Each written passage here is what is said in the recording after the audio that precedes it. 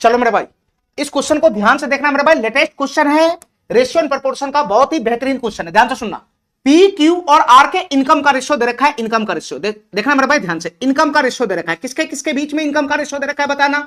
Sir, P Q और are के बीच में इनकम का रेशियो दे रखा है, ठीक है। कितना कितना दे रखा है बताना, 10 12 और 9 है, 10 है 12 है और 9 है, इन तीनों के बीच में इनकम का रेशियो दे रखा है। आगे पढ़ना मेरे भाई, उनके खर्च का भी रेशियो दे रखा है, पी क्यू आर के बीच में जो खर्चा होता है उसका भी रेशियो दे रखा है, कितना दे रखा है 12:15:8 है, 12:15:8 है, ठीक है मेरे भाई। इसके बाद आगे कहना चाह रहा है कि क्यू अपनी आय का 25% बचाता है, यहां पे क्यू की बात अलग हो रहा है, क्यू अपने इनकम का 25% बचाता है, 25% का फ्रैक्शन वैल्यू 1/4 होता है, इसका मतलब क्यू का अगर इनकम अगर 4 यूनिट है तो उसका सेविंग कितना हो जाएगा, उसका सेविंग 1 यूनिट हो जाएगा, 1 यूनिट। तो तुम बताओ मेरे भाई 4 रुपया में से 1 रुपया बचाता है तो खर्चा कितना हो जाएगा, खर्चा कितना हो जाएगा 3 हो जाएगा, 3, इसका खर्चा कितना हो जाएगा 3 हो जाएगा, 3। तो तुम बताओ मेरे भाई यहां से क्या आ गया, क्यू के इनकम और एक्सपेंडिचर का रेशियो आ गया, यहां पर भी रेशियो है, यहां पे भी रेशियो है, दोनों जगह क्यू का बात यहां पे भी हो रहा है, क्यू का बात यहां पे भी हो रहा है और क्यू का बात यहां पे भी हो रहा है, दोनों जगह क्यू का रेशियो है, दोनों जगह क्यू के एक्सपेंडिचर और खर्च का रेशियो यहां पे भी है,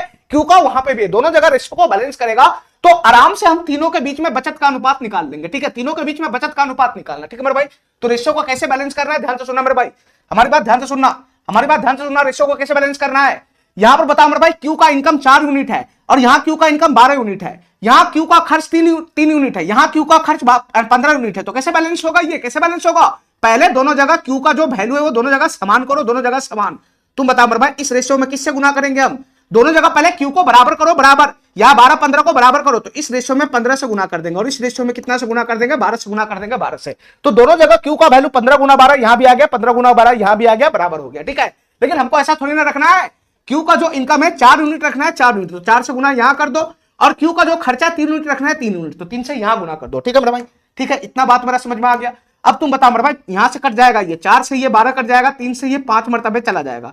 3 से ये 5 मरतबे चला जाएगा, ठीक है, 4 से ये 12 कट जाएगा 3 मरतबे और 5 से ये 3 से चला जाएगा 5 मरतबे। तो हमको कह रहा है कि तीनों के बीच में सेविंग का रेशियो बता दो क्या होगा, सेविंग का रेशियो बता दो क्या होगा, तो सीधा सीधा इनकम के रेशियो में से एक्सपेंडिचर का रेशियो घटा देना, रेशियो बैलेंस हो चुका है। तो तुम बताओ मेरे भाई पी का खर्चा कितना हो जाएगा, यहां से बताना, 5 गुना 10 50 हो जाएगा,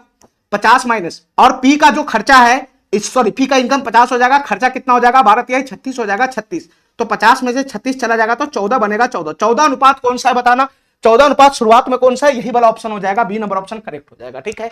चलो